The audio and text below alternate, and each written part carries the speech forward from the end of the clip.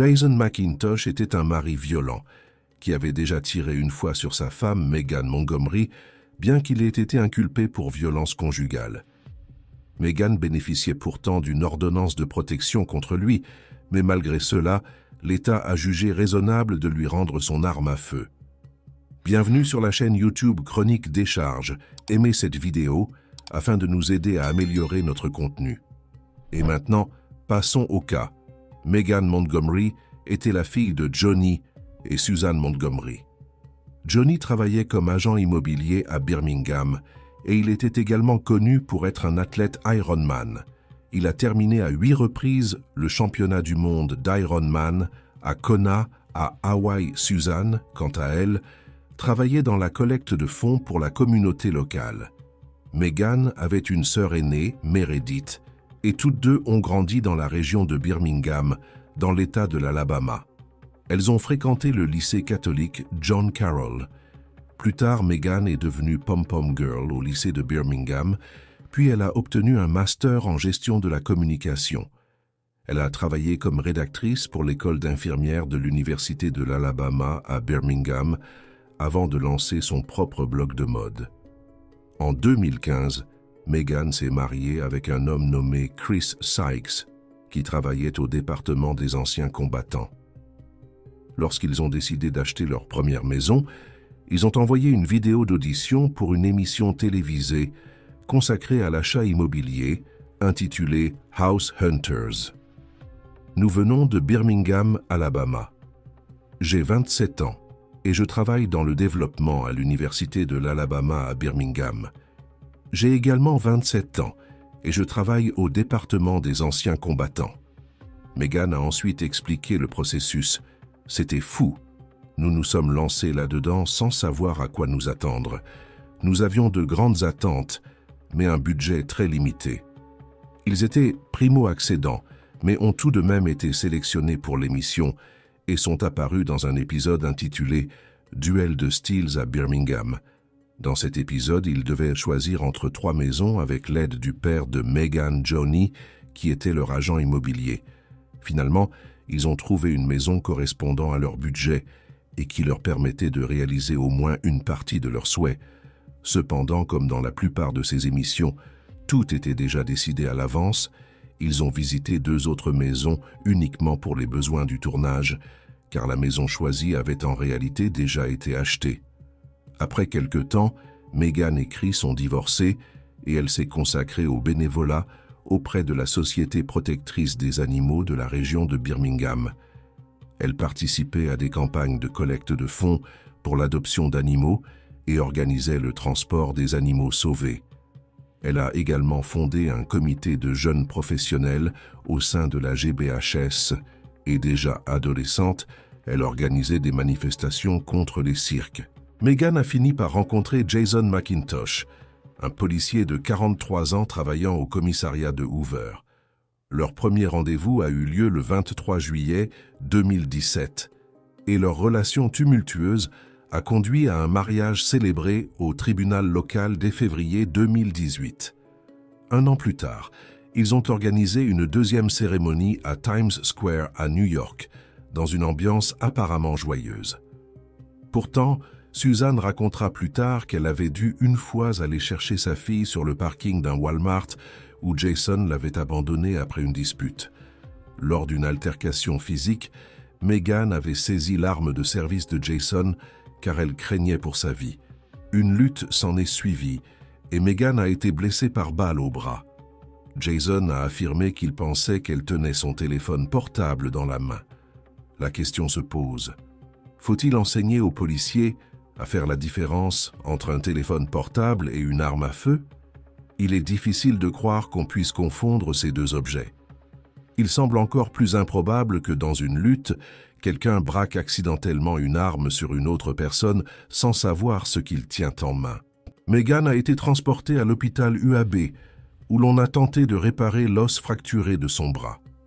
Le service de police a réagi étant donné que Jason était l'un des leurs, et l'affaire a été confiée à une agence d'État spécialisée dans l'investigation des incidents impliquant des agents des forces de l'ordre.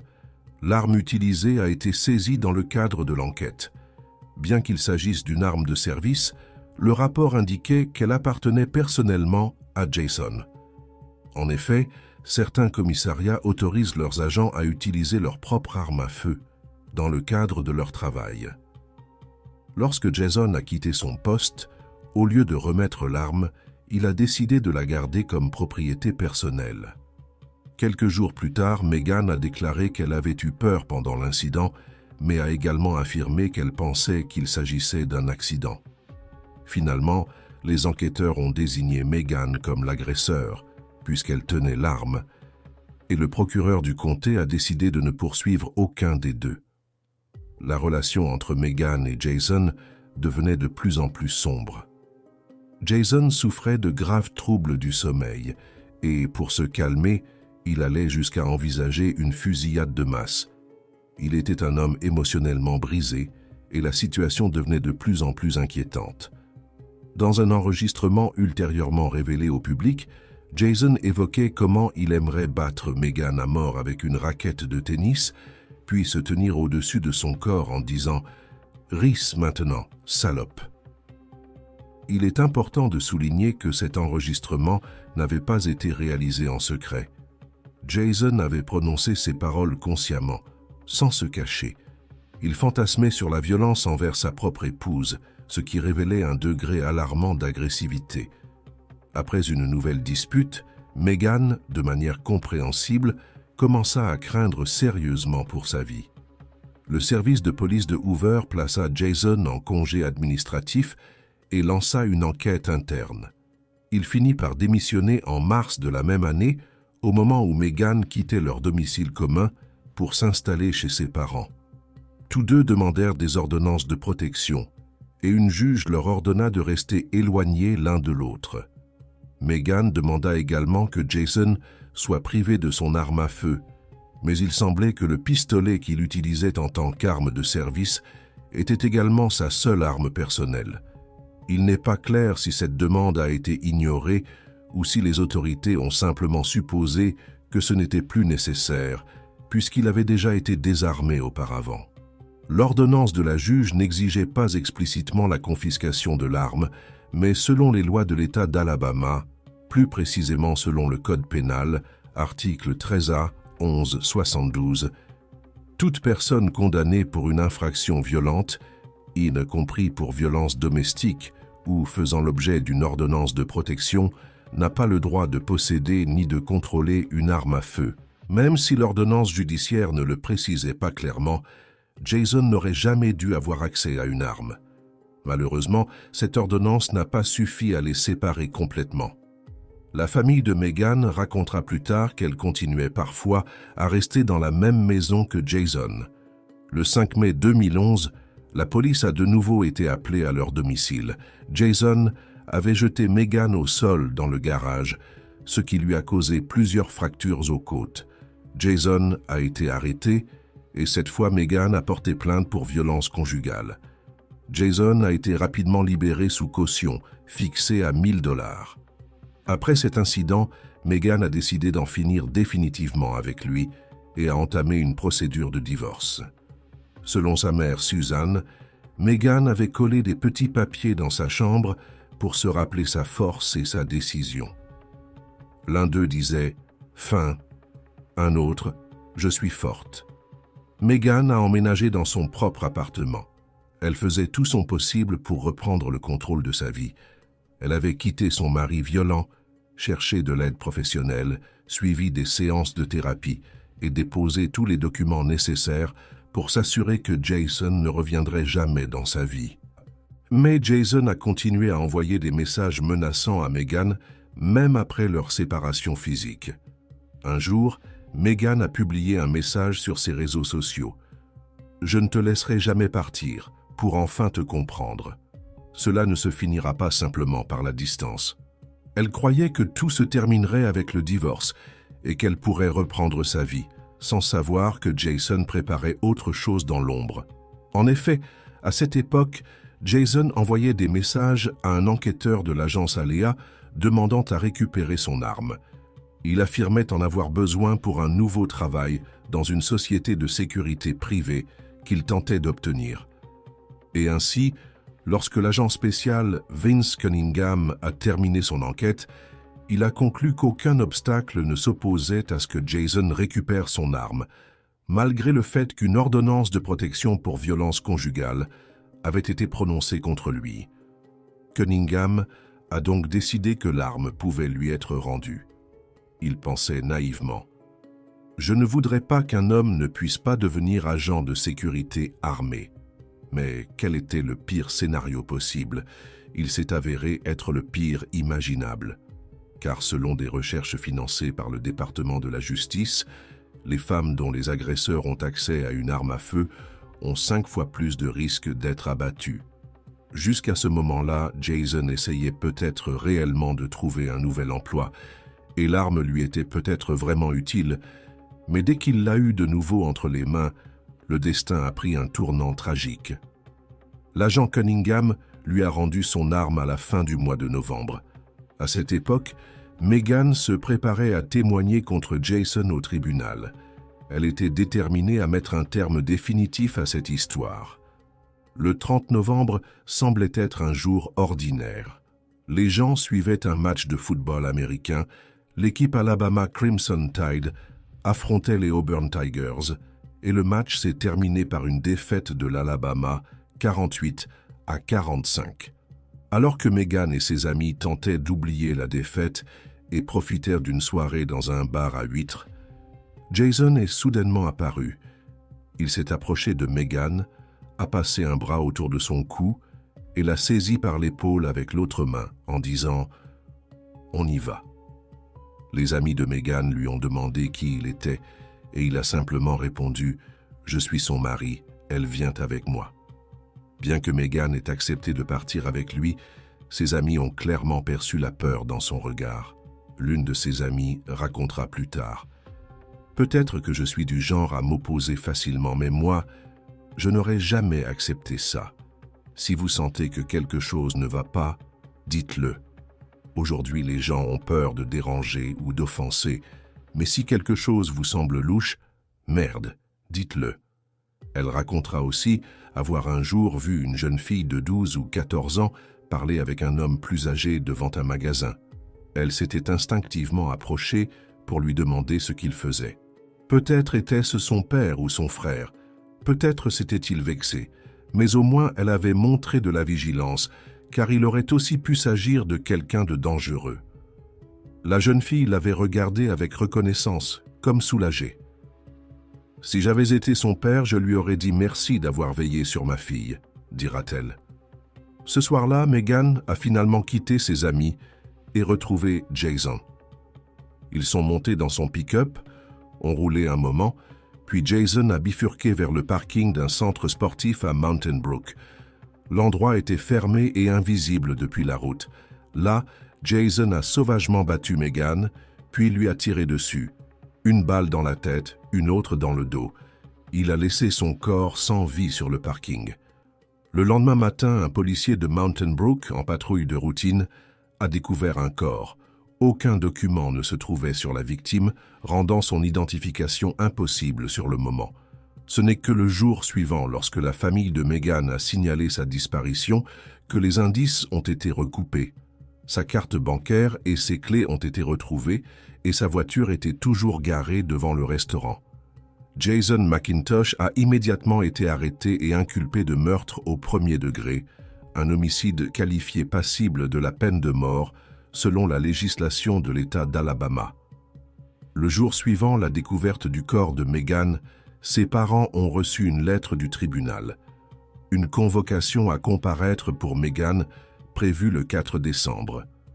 Beaucoup pensent que cela a été l'un des éléments déclencheurs du meurtre.